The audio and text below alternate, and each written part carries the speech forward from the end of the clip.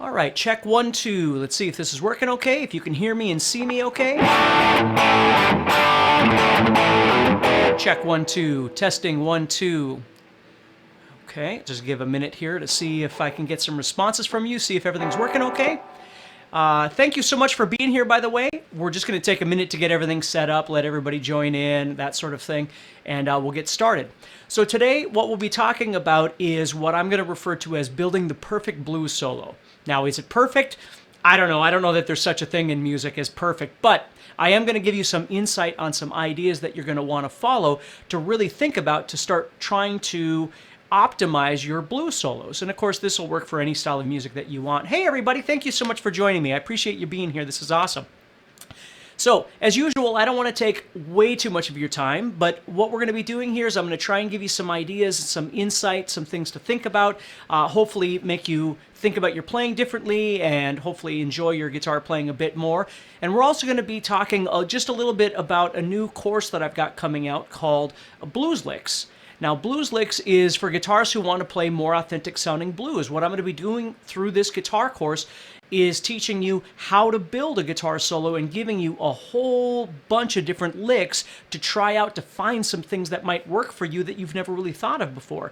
So you play different ones, you try and learn to combine them together, all kinds of different things like that. And again, hopefully you find some new energy, some new motivation in your guitar playing, which is what this is always about. So, all right, so let's go ahead and take a look here. So in starting off trying to build a better guitar solo, we can call it a perfect guitar solo. It's just building the perfect guitar solo was kind of like building the perfect beast.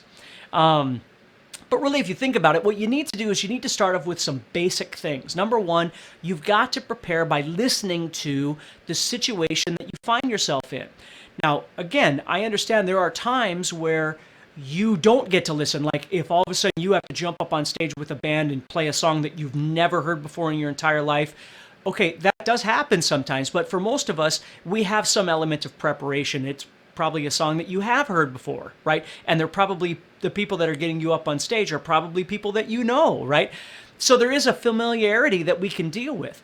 If we're not talking about playing on stage and we're talking about playing, jamming to tracks or writing our own stuff or whatever it might be, we do have the availability to prepare. And I think that's something that a lot of people forget about, is that you don't just have to try and grab a jam track from YouTube and then try and play along without having any idea what it is you're doing. So how do you prepare? Well, the first thing you do is you listen to the track, you figure out the tempo. And again, I'm not saying you got to define it as 130 beats per minute or 150. I'm just saying, when you listen to it, is it really fast? Is it medium or is it slow, right? Is it a shuffle or is it a swing groove, right? And if we're talking about blues, those are really the two things we'll be talking about. If it's a shuffle, it's straight. If it's a swing groove,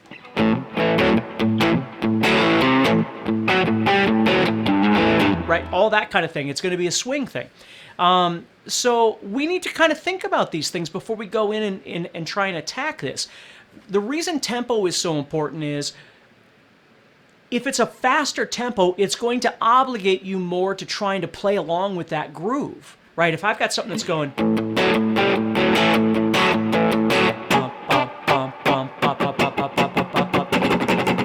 those are really my options, and we'll get to that in a little bit here too. But I always think when I'm going to play over something, I'm either going to go half time of what I'm hearing, I'm going to go the time that I'm hearing, or I'm going to go double time of what I'm hearing. And of course, there's whole, you can, hold a note all day long and that sort of thing too. But when we start jamming here, I have a backing track here I'm going to use. And as we start hearing these things, we're going to notice that we can play half time, we can play the time, or we can play double time. Okay, we're going to look into that a little bit. If the tempo is slow, then we really don't think of it that way. And again, I've got another backing track I'm going to play for you a little bit later that's a little bit slower and how we're going to approach that. So the point is we figure out the key that we're in. We figure out the scales that are available to us, either relative to the jam track or the song we're playing in, or relative to what we're familiar with, right? Maybe I don't know a bunch of different scales, but I do need to define, am I using major, am I using minor, am I using pentatonic? What is it that I'm doing here? And of course, we're going to talk more about all these sorts of things in the guitar course, Blues Licks as well. But just something to think about a little bit. And I do have a note here. It says, right now you can click the Learn More button to get your webinar discount and fast action bonuses. So if you can see that Learn More button, you can learn about it, and you can always come back here and keep going, or you can push the button a little bit later. Okay, so Learn More button, take a look and see if you can find that. Okay, all right, let's keep going. So is it heavier? Is it more mellow? Like, is it, you know, what vibe is it giving you when you're going to play over the top? And it's going to kind of tell you how to approach that. And then the other thing is what are the chord changes? Now, if it's blues, we obviously assume that it's going to be what we call a 12-bar blues. In the key of A, we'd have A, D, E, or A7, D7, and E7. But that's not always the case. And actually, in this first little backing track I'm going to show you, that isn't the case. So I need to know what the chord changes are. And again, as we go down our checklist here, you're gonna learn all this stuff that I'm telling you in chronological order. But these are things that we want to learn. Now, how do I learn those? I got to listen to the track. I got to listen to it. I got to decide, is it fast? Is it slow? Is it heavy? Is it mellow? Right? All those kind of things. And then that's going to put me into step number 2, which is my guitar tone. Deciding how I want to set up my guitar tone. Now, we're not going to spend this whole time talking about guitar tone, but understand that if I've got a metal guitar tone and I'm trying to play blues, a mellow, slow blues, it probably is going to sound out of place. Right? Or if I'm trying to play over something that's a little bit heavier sounding, maybe it's a more hard rock blues thing like AC/DC, but I've got a clean guitar tone, again, it might not really gel very well. It's not for me to say, it's up to you. But what I've got right now is just kind of a... So right here, I can get a little more rock out of this. Okay, not way too much distortion. I got a little reverb on the end there. But what I love about guitar tones like this, excuse me, is that I can take and maybe move to my single coil pickup, and it cleans up, and then I might even roll my volume back,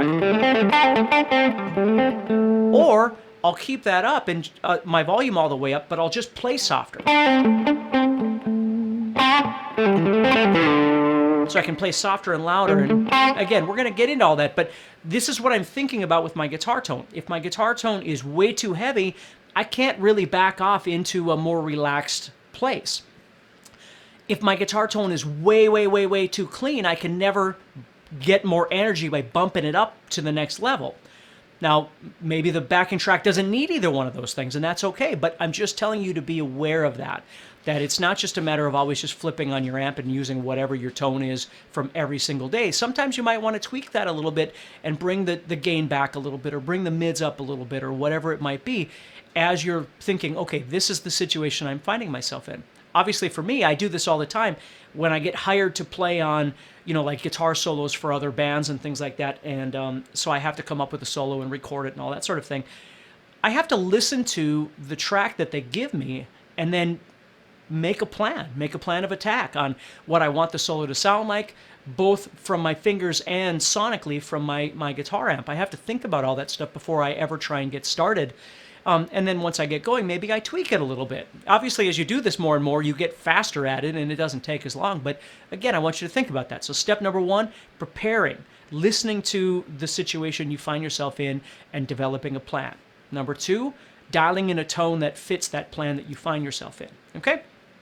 I got my notes right here, so that's what I'm using. Okay? So we're moving on to number 3, and there's going to be little subsections of this, and then we're actually going to start playing along a little bit. We want to explore rhythms, patterns, licks, motion, dynamics. That's what we're going to be doing here, is just trying to kind of figure this out. So again, for me, there's practice and there's performance, right? Practice is I'm doing all the things I'm telling you right now. I'm developing a plan and I'm feeling out the situation I find myself in to better myself. So if I'm going to perform this particular song or anything that would ever exist in this tempo, groove kind of thing, which does recur quite often in music, I'm more comfortable. I've developed some ideas on my guitar and in my head and with my fingers that I can utilize. That's what's so great about learning licks and things like that, is once you develop them, not just play it, but immerse it into yourself. You kind of soak it in and make it part of you. So I'm going to play this little backing track for you. Hopefully it doesn't sound too distorted or anything to you, but let's just listen a little bit. It's nothing fancy, It's just a bluesy thing.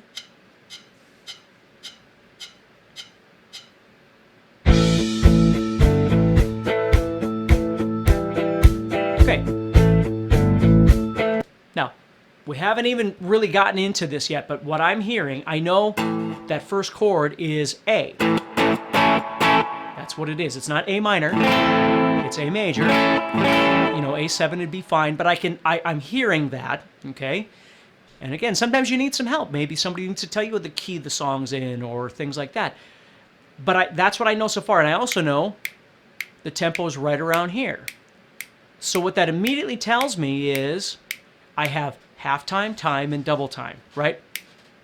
So I have bump, bump, bump, bump, bump, bump, bump, bump, bump, bump, bump, bump, bump, bump, and I might even have da da da da da da da da da da da da da, right? Which is twice as fast as my double time, right? These are all the kind of places that I can go with this, but it's dependent on what I know of my guitar, what I'm capable of doing with my fingers, right? And that's what we're going to talk about a little bit. So the first thing I would do with this is just start meandering, if you know what I mean by that. And then we'll start putting some parameters to this. So I'm just trying to kind of move around and play some different things. Now, it's not going to be very exciting right now.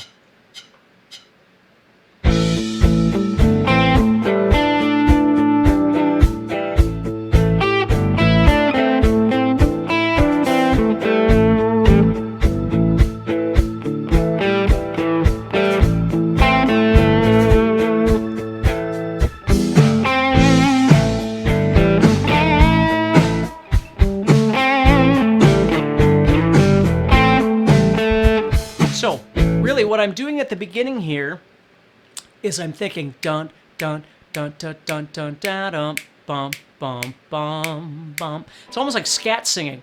I'm just hearing these different rhythms.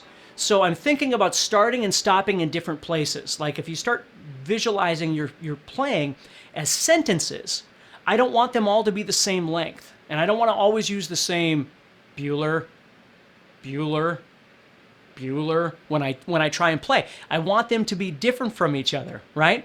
So I'm thinking about halftime, time, double time, and in this case, because the tempo is slow enough, I could actually do double that double time. Dun dun dun dun decka decka decka decka, although I haven't done that yet. So as I'm moving around, what I'm thinking about is not just playing the scale up and down. I'm not just going. And even if I was doing that, I would be thinking about starting and stopping in different places.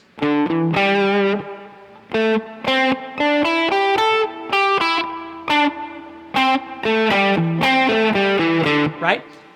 But I try to avoid just playing that way unless there's a purpose for it. I try and stay away from that because it's just going to sound like I'm playing a scale, right? So the trick is to start kind of making your movements a little bit smaller. Think about only playing on a couple of strings, for instance, and how you can try and manipulate with the rhythms that we're hearing, halftime, time, double time, and then eventually double time of that, but let's get there. So let's say I just started with these, just those 4 notes, and I start kind of exploring the fact that I can double up on notes. You know, I don't have to constantly move. I can play the same note just like a singer would.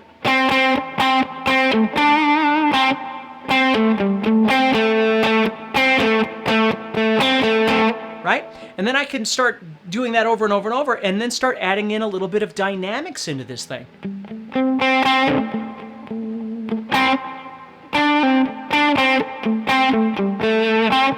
Okay? So I'm thinking about all the different ways I can explore the rhythms that I'm playing. Bum, bum, ba da da da da da da da da da da da da dun dun dun dun dun dun dun dun dun dun dun da da da dun dun da dun. And of course, this is what practice is all about. It's not just me giving you all these and you trying to get to the last one. It's exploring this and trying to get comfortable with connecting to the rhythm that the music is giving you. That's what preparation is all about. So as I'm listening to this, I'm going to take those 2 strings.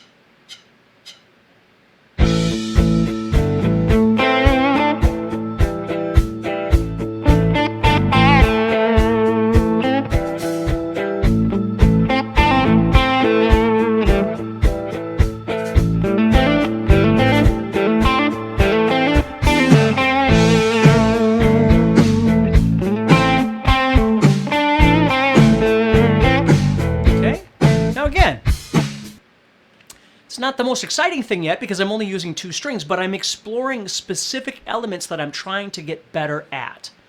Okay? Now I'm purposely trying to stay away from a bunch of bends and things because we're going to get to all of those. So right now I'm just focusing on that. Now, as I get better at that, I can start expanding my strings and use more strings. But remember, just because you're using more strings doesn't make what you're doing better. You have to try and make it sound better. So as I start adding those strings, I'm going to keep doing the same thing. I'm utilizing dynamics, playing loud and soft, right?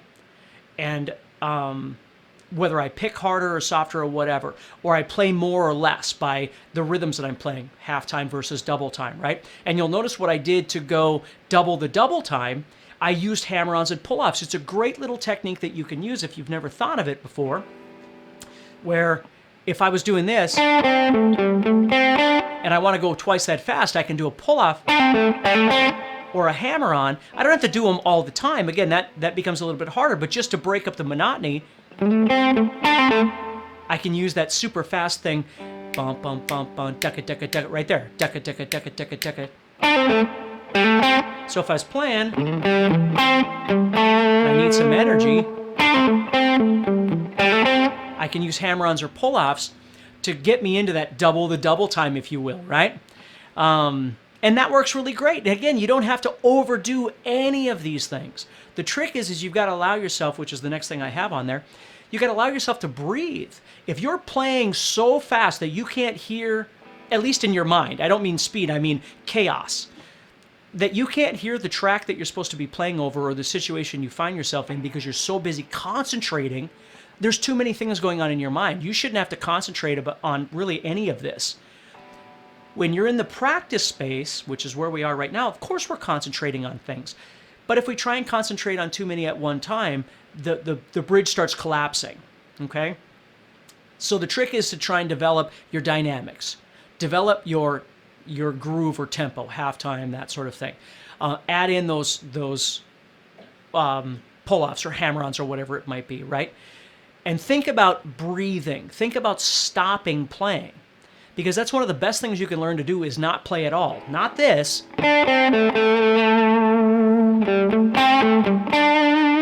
Now these are good. Hanging out on a note is great, but understand that the music hasn't stopped yet.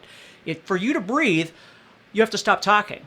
So the trick on the guitar is when you breathe, you physically stop playing.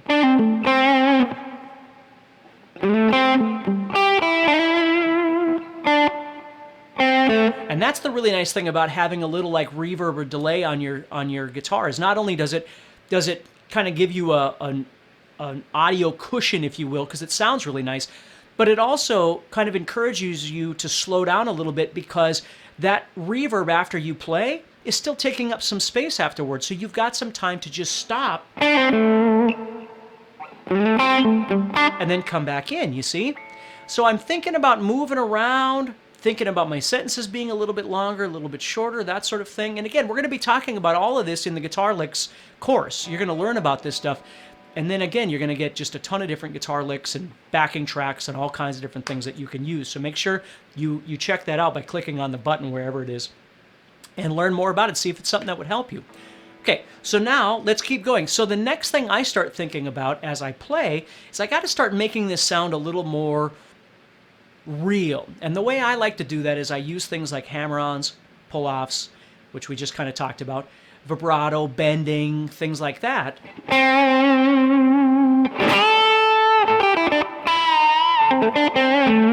Now again, I have courses that just focus on each one of those things, and of course we're going to be talking about all of those things in the course as well, but those things are huge, and it's not, please just always remember, it's not that you have been introduced to it, right? It's not that you didn't practice it somewhere in your guitar journey, because you probably have. What I want you to understand is it's having confidence and command of the technique that you're trying to utilize. You know, we always equate technique to speed, and of course that is a technique, but technique is also in your execution. It's in the way you bend. It's in the way you add vibrato, those sorts of things, and it's crucial that they feel good to you and you can execute them with confidence, or you're not really going to do them. Or when you do them, yes, I said do.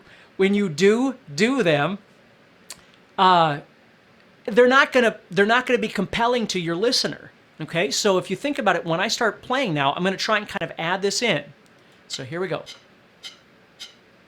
So dynamics.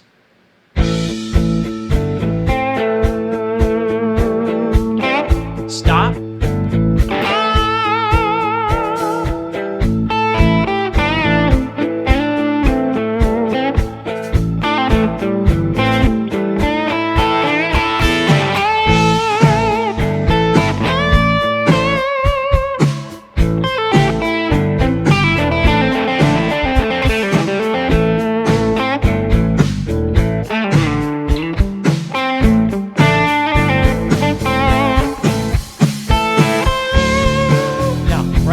Stop, because there's actually a chord change that happens, and we're going to talk about that.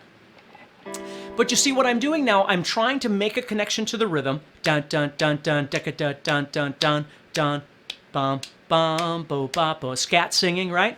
And then I'm using dynamics, and I'm adding these vocal elements, and everything's kind of coming together. And I know I'm doing it kind of quickly because we only have so much time. But again, hopefully you're kind of writing these things down as we go. Okay? So the next thing is that I want to start thinking about repetition, and this is kind of where licks and things come in, is I want that some sort of element of repetition that I like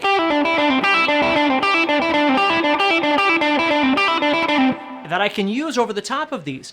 Because as I meander around the guitar, and right now, again, we're just in one position. We'll talk about this in a little bit, but as I'm meandering through this position, or this box, if you will, what I want to start doing is getting somewhere and creating an element of repetition, because it's something that the ear picks up on. So if I was to do something like this, again, we'll go back. Sorry I have to keep starting this over, but it's the way it is. Now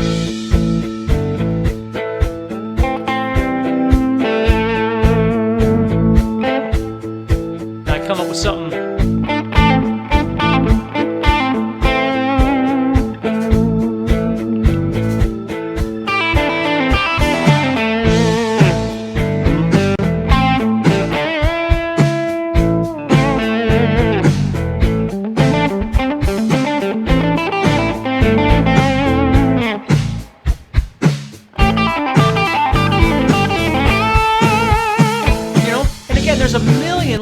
Out there, and you're going to learn all kinds of them in the course, but I want to start implementing some of that into my playing. I don't need way too much. I still want to use the phrasing and meandering, right? But when I need more energy, or I need some sort of theme,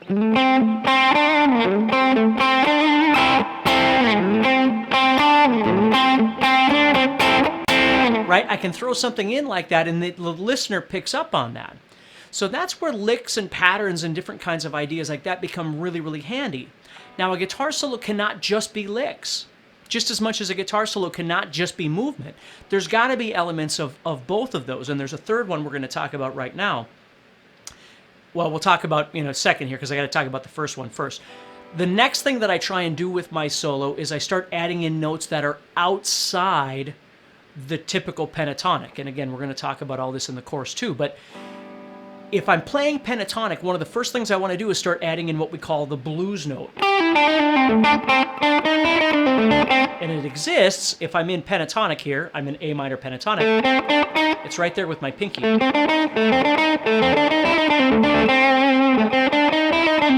Now, it's not just that I'm adding this note in, it's the way I play that note as I'm doing whatever it is I'm doing. Like, what I like to do with it is, I might actually play it like I'm showing you. But I might also slide into it by moving forward, sliding from the 7 to the 8, or sliding from the 8 to the 7, which I think sounds really, really cool. Or the other thing I like to do is slide back and forth. I might play the 7, and I'll do a slide back and forth. And you see, again, the note, it's not just a matter of adding this new note and saying, I am familiar with it. Somebody has told me about what a blues note is, or I studied it somewhere. That's fine. It's not enough, though. If you don't know how to use it, if you don't know how to implement it into your playing, it's not going to sound like music. It's just a knowledge piece. And please understand that, because I encounter this a lot, where over our guitar journey, however long it's been for you, you learn a lot of things. And so sometimes you'll come across something and go, oh yeah, I've done that before. And that might be true. But have you really implemented it into your playing on a musical level? That's the question you always have to ask yourself. It's not whether you've encountered it or whether it's something that you've practiced somewhere in your life. Chances are you've practiced 85 billion things in your life if you're like me. You don't retain all of those things. You have to take certain things that are important to you, and you've got to learn how to manipulate them. And again, absorb them. You've got to use it. So it isn't the fact that it is a certain note, like a flatted 5 is what we could call this. Again, the theory means nothing if we can't apply it. The visualization means nothing if we can't play it in a musical context, right?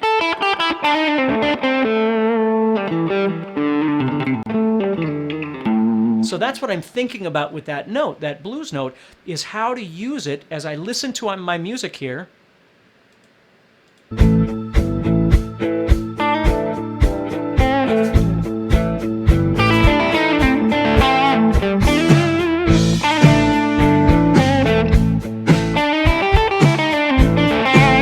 Right?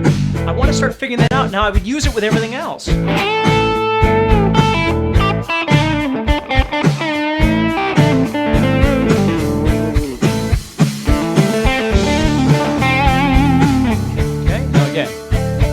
We're going to get to that chord in just a second here and give you some other options on that too. So if that kind of makes sense, there are many, many different kinds of color notes of what we can consider maybe non-chord tones. I mean, there's lots of different words you can use for this. I'm just thinking, here's my pentatonic scale, and here's a whole bunch of different notes that I could add in. And we're going to talk about all that stuff in this Blues Licks course, needless to say. But you know I've got other videos out there on YouTube and stuff that you can check out too and see if they help you. The nice thing about having a guitar course is everything is chronological. Like, you start here and it all builds to something. And so it's easier to kind of find your way through a larger path than just trying to maneuver around on YouTube and find something that you might be looking for. But who knows, you might find the perfect thing. So here's the next big thing, is chord chasing, and that's where this chord's going to come up. There's a chord change in this song. It's going from the A, or A7, to the D, or D7, okay? So what I start trying to do is give my phrasing now, my licks, my movement, all that sort of thing, I start trying to give it direction. And the way I do that is, when the A is being played, I know I can try and target something, target meaning land on or emphasize, right? As I'm moving, at some point I have to stop. The notes that I stop on are really, really important. Again, stop, rest, whatever you want to call it. So if I think about this A7 chord, which, if you know your theory, I'm playing A, C sharp, E, and G. So what I do is I visualize this chord, which is 5, 7, 5, 6, 5, 5. That's what I'm playing when I play an A7 chord. And I can see that some of those notes are part of my minor pentatonic, and I can see that some of those notes, namely this note, this 6, is not part of the pentatonic. It's a new, fresh sound. And because that's a new, fresh sound that's different than the minor pentatonic, it becomes a really important note that I might want to emphasize when that A7 chord is being played. So you see, I can do that. I can get to the note either by going directly to it, or what I like to do is I'll do this hammer on.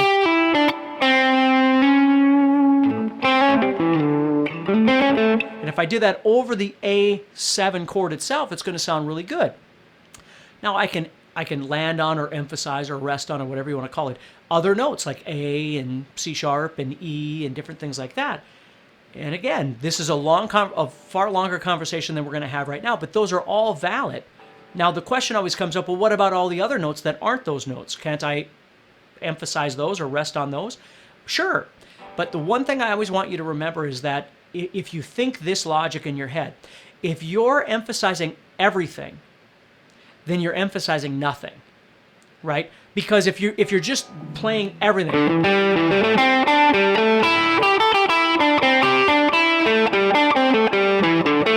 there's no direction. It just sounds like you're moving all over the place. The trick is trying to give your movements some element of direction. They don't all have to go to an A. They don't all have to go to a C sharp. They don't all have to go to an E. They don't all have to go to all of those all the time. But if you don't start learning how to focus your movements towards something, you're missing out on melody, because that's what melody is. If I play this, even that bend right there is bending to the note A, which is part of the A chord.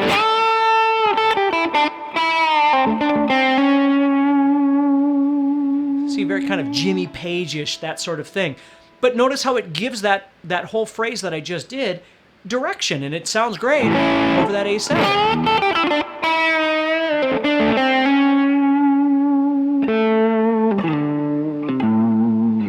You see? So there's no rhyme or I shouldn't say rhyme or reason, but there's no, hard rules, hard and fast rules that you have to do this and you have to do it at a certain time. That's what practice is all about. That's what playing is all about. It's not just learning a scale and learning theory. It's learning, as I've said many times so far, it's learning to manipulate all of that information and make it into something real for you. But it all takes time and it takes practice, but you have to be aware of it. If you haven't really thought about it before and went, I guess that makes sense, but I've never really thought about it, well, now is the time to start trying to use that. Okay? So again, I don't take way too much of your time. We're already looking at almost a half an hour here. Again, we're going to be talking about all this in the Blues Licks course. Please do me a favor, check it out. It may be great for you, it may not, but please check it out and see if it's something you might be interested in. All right, so the next thing I'm going to do is the D chord comes up in this backing track. So when the D chord comes up, what I'm going to do, I got a couple of options. Number one, I can stay in A minor pentatonic like I've been doing, but just try and target maybe something that's more relative to that D chord. So if I think about this D chord, which is D, F sharp, A, and C, those are the notes I'm playing. But if you don't know that, that's okay. If you look at my D7 here, I'm playing 5, 7, 5, 7, 5. So I can see which of those notes match the A minor pentatonic, and then this note right here in particular, this 7 on the second string, is part of the D7, but it's not part of the A minor pentatonic. So that becomes maybe a good note to try and emphasize. So let me try that. I'm going to try and emphasize over the A. I'm going to try and go to that 6, remember? And then over the D, I'm going to try and go to that 7 somehow. Let's see how that sounds.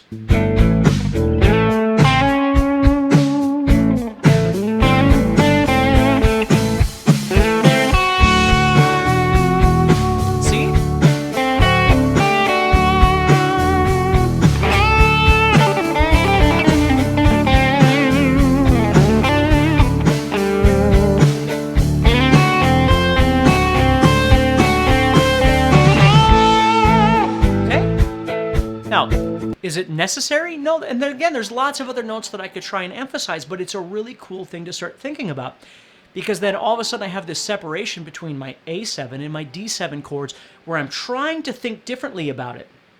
Another really cool thing, if you've never thought about it, again, this goes in a completely different direction, but since we're here and you're giving me your time, let's talk about this. Because this particular backing track that I'm playing right now really only goes back and forth between A and D, it never goes to E, it's not really a 12-bar blues, and even if it was, I could still do this, but this is a great thing I could do with that is I'm going to play in what I'm going to call a parallel key. When it goes to the D chord for that long, because it stays there for quite a while, I'm actually going to go into D minor pentatonic and watch how that sounds. So this is kind of cool. Again, maybe you've done it a million times, maybe you've never even thought about it before, but when it goes to that D chord, I'm going to go into D minor pentatonic. So here we go.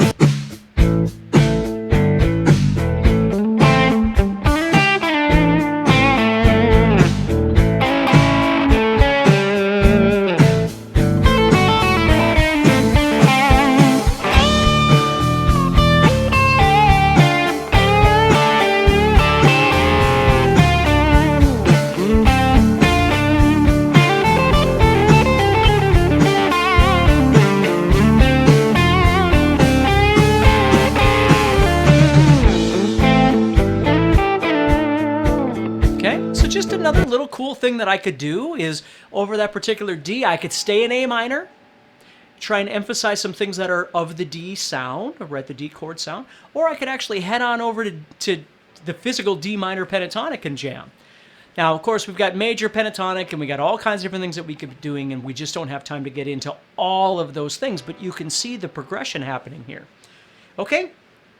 So the next thing I want you to think about is, once you start planning all these things out, I want you to start thinking about how you could take all of these ideas and start expanding across your guitar. Maybe you start moving into the second position, or the third position, or the fifth position. Right, whatever. But it's getting you out of just being in just this first position all the time. If you start learning more of your positions, you can do more stuff all over the fretboard, which is really, really cool, okay?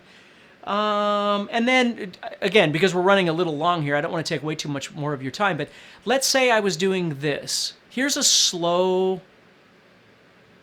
Let me check this one once, if I got the right one. This one's an A.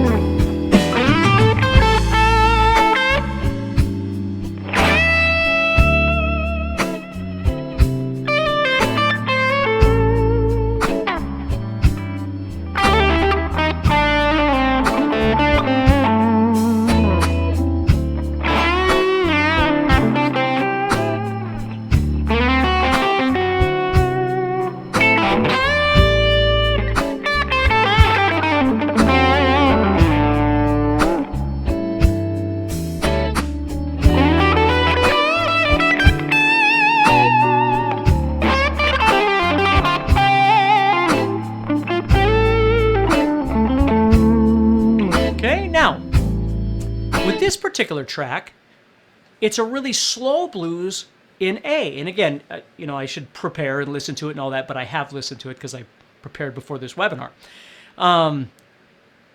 The cool thing about slower blues is that you're not as directly connected to that groove. When you've got to kind of